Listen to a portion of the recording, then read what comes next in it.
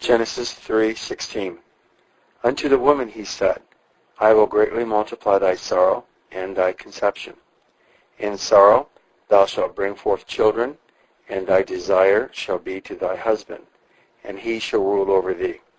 Verse 16. Unto the woman he said.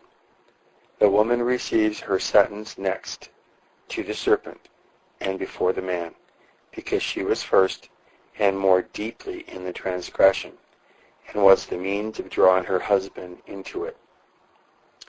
I will greatly multiply thy sorrow and thy conception, or thy sorrow of thy conception, or rather of thy pregnancy. Since not pain but pleasure is perceived in conception, and besides is a blessing, but this takes in all griefs and sorrows, disorders and pains, from the time of conception or pregnancy unto the birth, such as a nausea, a loathing of food, dizziness, pains in the head and teeth, faintings and swoonings, dangers of miscarriage, and many distresses in such a case, besides the trouble of bearing such a burden, especially when it grows heavy, and when it is said, I will greatly multiply, or multiply and I will multiply. It not only denotes the certainty of it, but the many and great sorrows endured, and the frequent repetitions of them, by often conceiving, bearing, and bringing forth.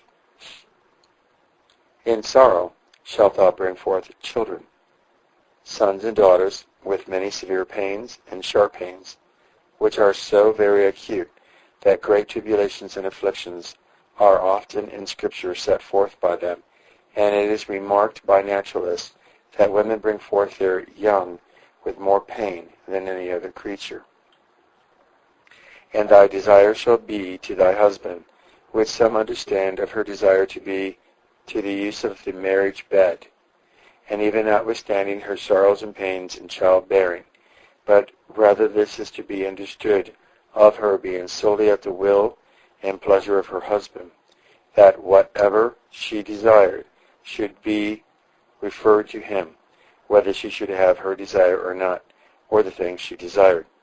It should be liable to be controlled by his will, which must determine it, and to which she must be subject as follows. And he shall rule over thee, with less kindness and gentleness, and more rigor and strictness.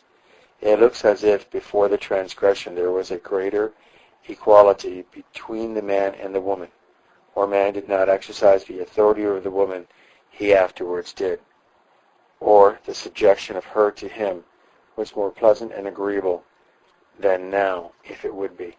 And this was her chastisement, because she did not ask advice of her husband about eating the fruit, and did it of herself without his will and consent, and tempted him to do the same.